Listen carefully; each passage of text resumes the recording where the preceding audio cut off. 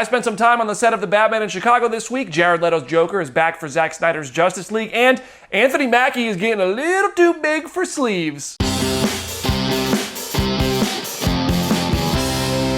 What's up, Comic Book Nation? BD here with your second printing of the week's biggest issues at Comicbook.com. And after this week, honestly, I can't even keep track of how many actors are reprising roles that we never expected them to reprise. Too many to imagine. Jared Leto is back as the Joker, but that follows the fact that Michael Keaton is back as Batman, right after Ben Affleck is back as Batman, and Andrew Garfield and Tobey Maguire are apparently playing Spider-Man again. Jamie Foxx is playing Electro again. J.K. Simmons already played J. Jonah Jameson, and this weekend, Sacha Baron Cohen is back as Borat. What's next? Is Chris Evans going to be the Human Torch again? All of this, and we can't even get Ron Perlman to play Hellboy one more time?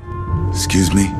The biggest news of the week, as you saw in the opening there, is that Jared Leto is back as the Joker for Zack Snyder's Justice League. First of all, I don't care if Zack Snyder was even straight up lying about how much work this movie needed, because clearly it needed at least some additional photography. But at least we have content, top-tier actors as top-tier DC Comics characters coming to HBO Max in 2021. I'm here for it because this year, we've had nothing. So why does anybody want to be anything other than excited? I like being happy. Last weekend, I spent a little bit of time out in Chicago on the set of The Batman. I wasn't invited. The main cast and crew were out in the UK filming their Gotham stuff, but a stunt crew was in Chicago making it their own Gotham, and I saw some cool stuff about Catwoman's motorcycle, and the Gotham police cars were somehow involved in a stunt sequence of some sort. I didn't really get any spoilers, but there was some signage on the walls which indicates this is going to be a fully realized Gotham, and it'll probably make more sense when we see the movie. But the best I can do is these crumbs, so I'm trying to get you guys some cool content. Not hard enough. Wonder Woman 1984 might be facing a date change. It's scheduled for Christmas, but the good news is that theaters in New York and LA are going to be allowed to open soon with very strict limitations on attendance, but all the major studios said they wouldn't release movies until theaters in those cities were opened. Here's the thing, Warner Brothers already sacrificed Tenet to test the waters of the box office during the pandemic. If they move Wonder Woman 1984 to make another studio go first with a surefire blockbuster, I couldn't even be mad at them. That said, I do want to see Wonder Woman 1984, so fingers crossed, we're able to get in theaters on Christmas Day. That would be nice.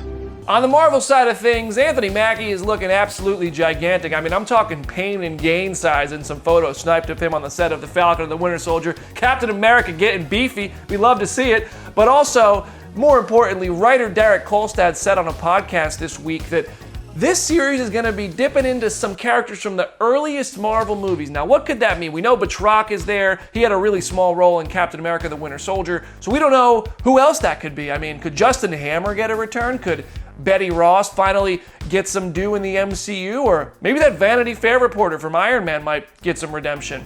After all these years, Tony still has you picking up the dry cleaning. I do anything and everything that Mr. Stark requires, including occasionally taking out the trash. Natalie Portman keeps doing interviews, and she's really becoming the new Mark Ruffalo. We've talked about her on the show before, and even though she's not really saying that much, the fact that she's saying anything seems like it's against Marvel's rules. All she said this week was that she's definitely going to hold Thor's hammer. She already did that on the stage at Comic-Con, and we all kind of knew. But listen, what I say about crumbs, we're taking them as we can get them because this year, there's not much to celebrate. Yeah, everything sucks. One more thing while I'm talking about some Marvel stuff. Y'all know I love a good Black Widow joke. Well, the Avengers assembled during this Voters Assemble thing to fundraise for presidential nominee Joe Biden.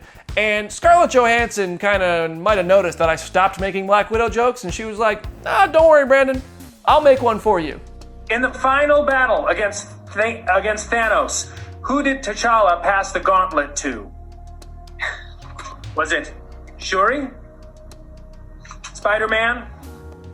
Ant-Man? Or the Hulk? No idea. I wasn't there, so sorry. The Fast and Furious franchise is officially coming to an end. There's only 2 more movies after Fast 9, so that's really 3 more movies we haven't seen yet, plus a Hobbs and Shaw spinoff.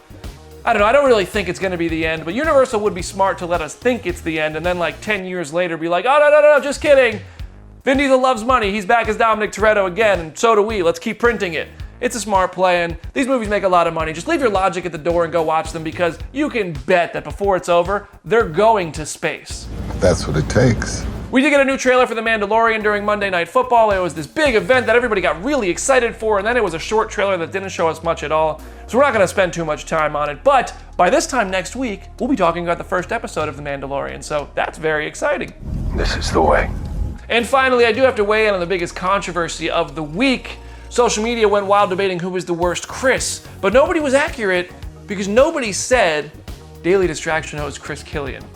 That's the real answer. Damn! That's your second printing of the week's biggest issues at Comicbook.com. If you want to talk more, hit me up on Instagram at BrandonDavisBD, and I'll be active in the comment section, so drop a few comments and I'll respond to you as best I can. If you're watching us on YouTube, make sure you like this video and subscribe to our channel and let us know what you want to see more of in the future. For more updates, head over to Comicbook.com. I'm BD. I'll see you there.